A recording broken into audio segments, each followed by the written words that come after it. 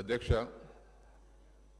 గౌరవ రాష్ట్ర శాసనసభ వ్యవహారాల శాఖ మంత్రి గారు శ్రీధర్ బాబు గారు ఒక విషయం అన్నారు. అధ్యక్ష,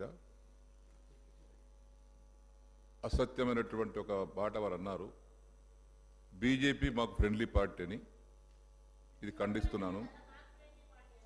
మా ఫ్రెండ్లీ పార్టీ ఎంఐఎం పార్టీ అన్న సంగతి తెలుసు, కానీ మాకు బీజేపీ ఫ్రెండ్లీ పార్టీ అని తెలియదు. దాన్ని ఖండిస్తున్నాం. దయచేసి ఆ రికార్డును తొలగించండి. రెండవది ఇవాళ ముఖ్యమంత్రి గారు కూడా హౌస్లో ఉన్నారు. సమాధానం కూడా వారు చెప్పబోతున్నారు. ఈరోజు సమాధానం వారిదే ఉంది. ఎప్పుడు కూడా మేము ఈర్ష్య పడతలేము. అధికారం వస్తుంది, పోతుంది. తమ చిన్న వయసులోనే ముఖ్యమంత్రి అయ్యారు. అభినందిస్తున్నాం. మేము కూడా పూర్తిగా సహకరిస్తాం కూడా. 5 సంవత్సరాలు నిండుగా మీరు పరిపాలించాలని భగవంతుని వేడుకుంటాం. దాని సరిపడి సహకారం చిల్లలమ్మల రాజకీయాలు చేయకుండా, చిల్లలమ్మల రాజకీయాలతో కాకుండా సభ హుందతనాన్ని దేశానికి ఆదర్శవంతంగా ఉండే విధంగా తమరు కూడా చర్యలు తీసుకోండి. ఇక్కడ వారు మాట్లాడినా ఎవరు మాట్లాడినా కానీ ఇది చాలా విలువైన పవిత్రమైనటువంటి సభ. ఇది ముఖ్యమంత్రి గారు వారు అయ్యారు. మాకు ఈర్ష్య లేదు. అవుతుంటాం, పోతుంటాం. ఎవరికి అధికారం శాశ్వతం కాదు. ఇక్కడ ప్రజల ఇష్టం. వారిని ఎక్కడ కూర్చోబెట్టారు, మమ్మల్ని ఇక్కడ కూర్చోబెట్టారు.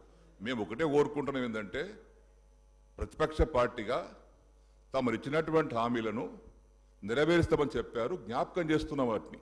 అది చేస్తే మీకే మంచి పేరు వస్తుంది. అది అన్ని హామీలు ఫుల్ఫిల్ చేస్తే తప్పనిసరిగా హామీ నిలబెట్టుకున్నటువంటి ముఖ్యమంత్రిగా, హామీ నిలబెట్టుకున్న కాంగ్రెస్ పార్టీగా మీకు మంచి పేరు వస్తుందని జ్ఞాపకం చేస్తున్నాం తప్పితే దాని మీద ఏదో పగడ్బందీగా దాన్ని పట్టుకొని విమర్శించాలనేటటువంటి ఆలోచన మాకు లేదు. జస్ట్ మీకు జ్ఞాపకం చేయడానికి కోసం మాత్రమే 6 గ్యారంటీలు ఏది ఉన్నాయో అందులో 13 గ్యారంటీలు ఉన్నాయి.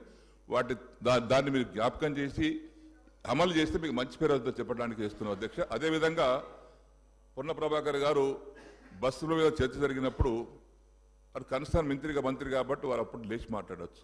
కానీ ప్రతి ఒక్కరు లేచి మాట ఎట్లా అధ్యక్ష? ఇది ప్రతి ఒక్కరు లేచి మాట్లాడుతున్నారు. వినండి. ఇదే వద్దంటున్నాను.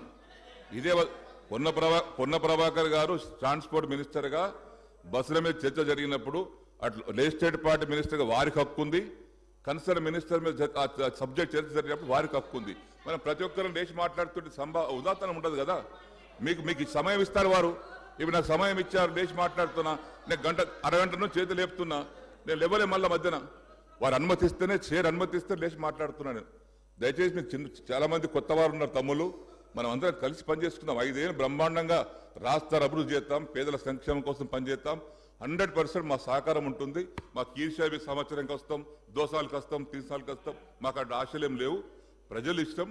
మీరు అక్కడ, మేము ఇక్కడ. కాబట్టి అందరం కలిసి రాష్ట్రాన్ని కాపాడుకుందాం, ప్రజలను కాపాడుకుందాం. దయచేసి ఆ విధంగా అందరూ కూడా సహకరించవలసిందిగా, తమరు కూడా ఆ విధంగానే రూలింగ్ ఇవ్వవలసిందిగా దయచేసి విజ్ఞప్తి చేస్తా ఉన్నాను.